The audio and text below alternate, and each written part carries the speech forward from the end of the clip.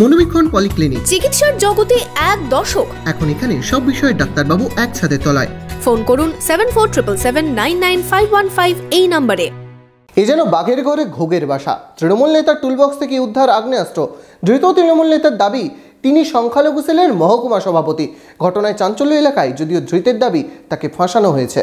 উৎসবের মরশুমে বস্ত্র প্রতিষ্ঠান কাভেরি নিয়ে এলো শাড়িতে buy two get one free. এছাড়াও থাকবে কেনাকাটায় গোল্ড কয়েন অফার এবং নিশ্চিত উপহার। তাই সঠিক দামে ভালো মানের কালেকশন পেতে আজই চলে আসুন কাভেরিতে।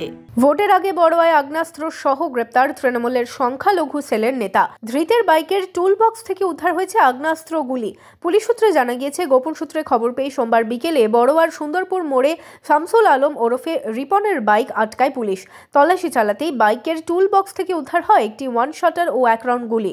ধৃতকে মঙ্গলবার 5 দিনের পুলিশ হেফাজতের আবেদন জানিয়ে কান্দি কোর্টে পাঠায় পুলিশ। ধৃতের দাবি তিনি তৃণমূলের সংখ্যালঘু সেলের মহকুমার সভাপতি ছিলেন। তাকে চক্রান্ত করে ফাঁসানো হয়েছে।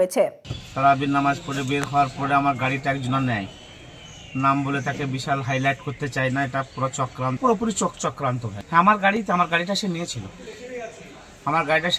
বাড়ি যাবো বলে। সে গাড়িটা আবার আমাকে অন্য লোক দিয়ে আবার দিয়ে পাঠায়। স্যার যে বলছে যে তুমি একবার এটা খুলে দেখছে, সঙ্গে সঙ্গে কোনো আঁচ ধরা আছে। গতকালকে 12:30টার সময় একজন, যার নাম হচ্ছে শামসুল আলম আলাইজ রিপন, যার বাড়ি হচ্ছে সুন্দরপুর দক্ষিণ পাড়া, সে একটা লাল মোটরসাইকেল নিয়ে বাহাদুরপুর গ্যারেজে, অর্থাৎ যে গ্যারেজটার নাম হচ্ছে খাজা গরিব নওয়াজ গ্যারেজ, ওই গ্যারেজে ও দাঁড়িয়ে ছিল।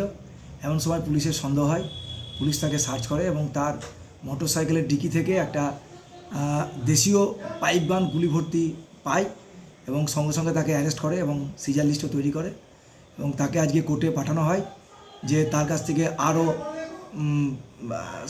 আর্মস এবং অ্যামিউনিশন পাওয়ার জন্য, এবং 5 দিনের পুলিশ রিমান্ড চায় কোর্ট। 3 দিনের পুলিশ রিমান্ড অ্যালাউ করে।